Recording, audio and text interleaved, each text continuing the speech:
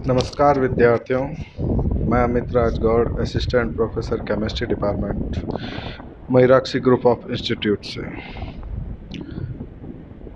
इस कोरोना महामारी के चलते जहां पूरा भारत बंद है और ये कहूँ कि पूरा विश्व ही अपनी गति रोक चुका है, थम चुका है, और इस दौर के अंदर सभी का घरों में रहना ही सुरक्षित रहना होगा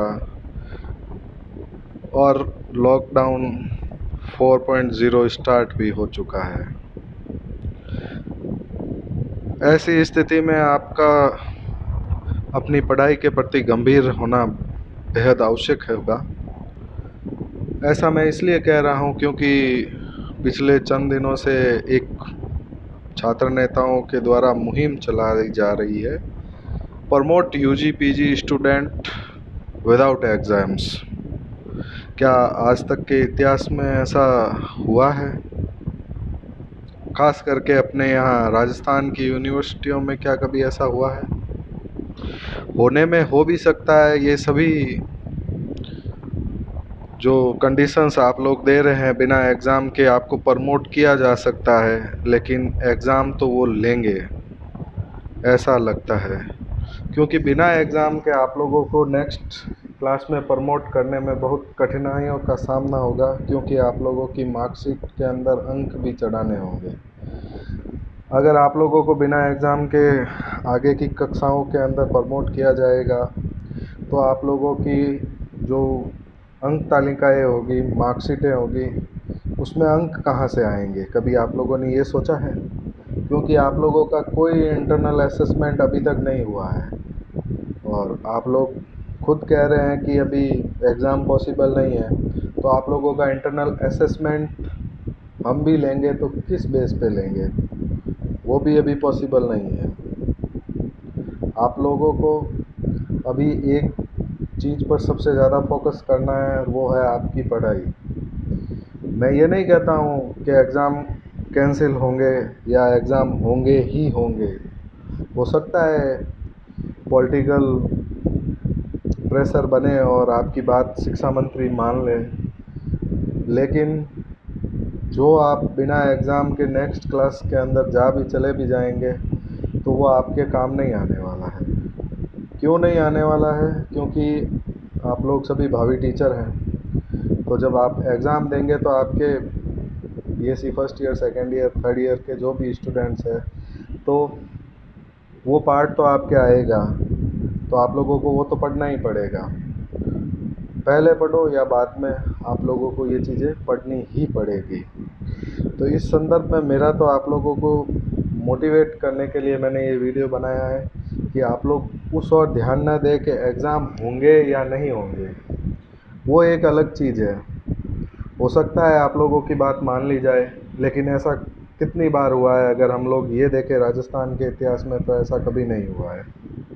आप लोगों को पता है, अभी जस्ट जनवरी के अंदर राजस्थान गवर्नमेंट ने आरपीएससी फर्स्ट ग्रेड एग्ज़ाम करवाया था। उस दौरान कई लोगों ने पॉलिटिकल धरने दिए। जयपुर के अंदर 30-30 दिन तक बंद रखने की कोशिश की गई।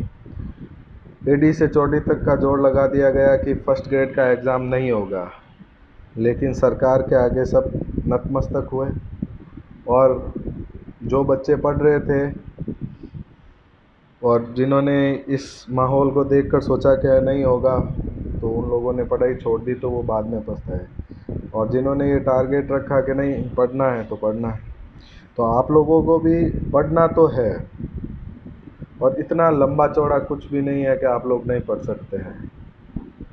आप लोगों को हम लोगों से कुछ हेल्प चाहिए तो बताएं। आप लोगों को रिटर्न में नोट्स सब क्लासेस के वितरित हो चुके हैं, सारे टेस्ट सारी की क्लासों के सारे सब्जेक्ट के, और आप लोगों को लगता है कि आप लोगों को कुछ समझ में नहीं आया है, तो उसके लिए अब ऑनलाइन वीडियोस की भी एक सीरीज स्टार्ट कर दी गई है। बहुत जल्द आप लोगों के पास ऑनलाइन वीडियोस भी होंगे, और हम लोगों के पर्सनली मोबाइल व्हाट्सएप नंबर आप लोगों के पास है। अगर आपको कोई समस्या है तो आप लोग हमसे इंटरेक्ट कर सकते हैं।